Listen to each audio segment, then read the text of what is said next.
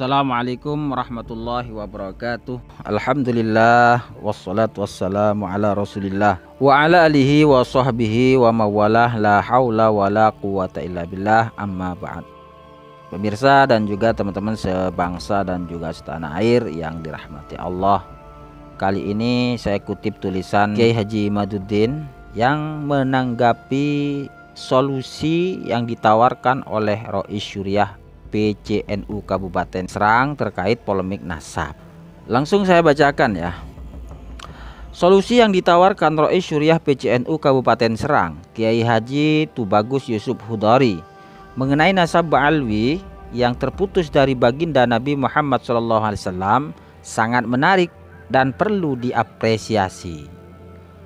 Menurut beliau, semua orang yang nasabnya tersambung kepada Ubaidillah untuk tidak menyebut diri atau mengaku sebagai keturunan Nabi Muhammad SAW di hadapan halayak umum, tidak pula mempublikasikan diri sebagai keturunan Nabi Muhammad SAW.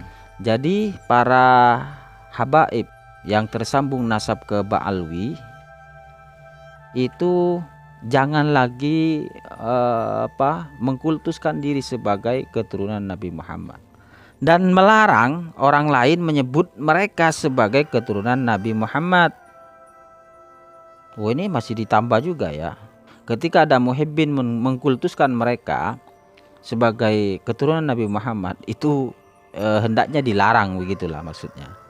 Menurut beliau, jika mereka meyakini cukup dalam catatan nasab keluarga saja bahwa Ubaidillah sebagai putra Sayyid Ahmad bin Isa, tidak menyatakan di depan umum karena Ubaidillah tidak terbukti secara ilmiah sebagai anak Ahmad bin Isa. Hal ini menurut beliau sebagaimana Nabi Muhammad SAW melarang menyebut datuk-datuknya setelah Adnan karena adanya kesimpang siuran riwayat tentang hal tersebut. Nabi Muhammad bersabda, "Idza balagha nasabi ila Adnan famsiku," thumma qara'a wa adan wa thamuda wa ashabar rasyi wa qurunan baina dzalika katsira la ya'lamuhum illallah ta'ala jalla dzikruhu. Jika membicarakan nasabku telah sampai kepada Adnan, maka berhentilah. Kemudian ia membaca ayat berikut ini, dan telah kami binasakan kaum Ad, kaum Tsamud, penduduk Ar-Rash, dan banyak lagi generasi-generasi di antara kaum-kaum tersebut. Kemudian ia bersabda, tiada yang mengetahui hal ini kecuali Allah. Jika nasab Nabi Muhammad SAW yang sahih sebagai keturunan Nabi Ibrahim, karena ada periwayatan yang simpang siur, ada pelarangan periwayatannya, apalagi nasab yang jelas tertolak dan tidak terkonfirmasi selama 55 tahun. Dari situ berdasarkan tawaran solusi dari Kiai Haji Tubagus Yusuf Hudari tersebut, menurut penulis, penyebutan untuk klan Ba'alawi seyogyanya tidak menggunakan gelar menunjukkan zuriyah Nabi Muhammad SAW, yaitu gelar Sayyid atau Syarif, sebagaimana diketahui ratusan rumpun keluarga keturunan Nabi di seluruh dunia menggunakan gelar Sayyid atau Syarif. Nah, di sini dari tulisan Kiai Haji Imaduddin ini ada poinnya. Para habib yang mempunyai jalur nasab ke Ba'alwi untuk menghapus gelar Sayyid ataupun Syarif dari para habaib yang berjalur ke Ba'alwi ini. Selanjutnya, gelar identitas Ba'alwi yang digunakan selama ini yaitu gelar Habib itu tetap boleh digunakan karena para ulama tidak memberi gelar keturunan Nabi Muhammad SAW itu dengan gelar Habib, tapi Sayyid dan Syarif.